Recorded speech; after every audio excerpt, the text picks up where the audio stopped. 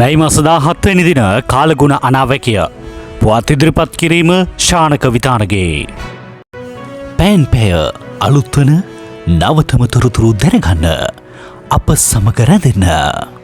ඉදිරි දින කිහිපයේදී බස්නාහිර සබරගමුව මධ්‍යම වයිඹ සහ උතුරු පළාත්වලත් ගාල්ල සහ මාතර දිස්ත්‍රික්කවලත් වැසි තත්ත්වයේ වැඩිවීමක් බලාපොරොත්තු වේ.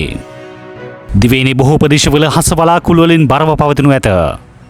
බස්නාහිර සබරගමුව වයිඹ සහ උතුරු පළාත්වලත් ගාල්ල සහ මාතර දිස්ත්‍රික්කවලත් විටින් විට වැසි හෝ ගිගුරුන් සහිත වැසි ඇතිවේ. දිවයිනේ සෙසු ප්‍රදේශවල සවස් කාලයේදී හෝ රාත්‍රී කාලයේදී තැනින් තැන වැසි හෝ ගිගුරුන් සහිත වැසි ඇතිවේ. බස්නාහිර සබරගමුව වයිඹ සහ උතුරු පළාත්වල ඇතැම් ස්ථානවල මිලිමීටර් 75ට වැඩි තරමක තද වැසි ඇතිවේ. වයිඹ උතුරු මැද උතුරු සහ දකුණු පළාත්වල ත්‍රිකුණාමලය දිස්ත්‍රික්කයේත් විටින් විට හමන පැයට කිලෝමීටර් 30-40ක් පමණ තරමක තද සුළං ඇතිවේ.